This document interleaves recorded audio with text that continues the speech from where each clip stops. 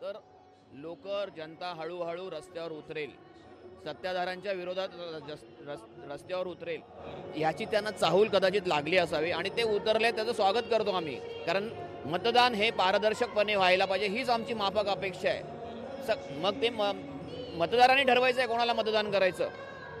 जे सत्तेत बसल्यात त्यांनी नाही ठरवायचं कोणी कोणाला मतदान करायचं, मतदारांनी ठरवायचं आहे. म्हणजेच पारदर्शक मतदान होणं गरजेचं आहे आणि हाच आमचा प्रयत्न राहील. आणि त्या प्रयत्नाला तर सत्ताधारी देखील आम्हाला सहकार्य करत असतील किंवा आमच्या भूमिकेशी सहमत असतील तर आम्ही त्याचं स्वागत करतो.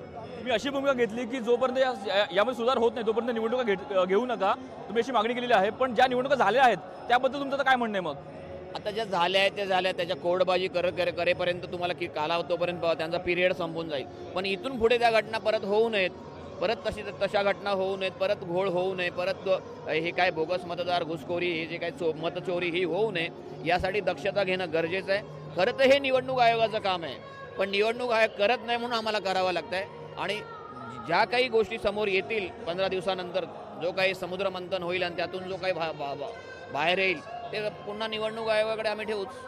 आजच्या भाषणामध्ये काय अपेक्षित आहे राज ठाकरेंच्या? आजच्या भाषणामध्ये गटाध्यक्ष आणि BLA 2 ना ह्यांनाच मार्गदर्शन होईल, या पलीकडे काही होईल असं मला वाटत नाही. निवडणुकीसंदर्भात पालिकेच्या नाही, आज काय तर ते मार्गदर्शन आज फक्त गटाध्यक्ष आणि BLAंना मतदार यादी ह्या विषयावर कसं काम करायचं या संदर्भातलं मार्गदर्शन होईल. बाकीच्या गोष्टीला अजून वेळ अवकाश आहे, होईल. आज दिवाळीचे फटाके भाषणातून फुटतील का? मग दिवाळीचे फटाके या परवाच फुटले ना. आज फक्त तोच मेळावा आहे, मार्गदर्शनाचा, यादीवर काम करणं, त्यासाठी काम.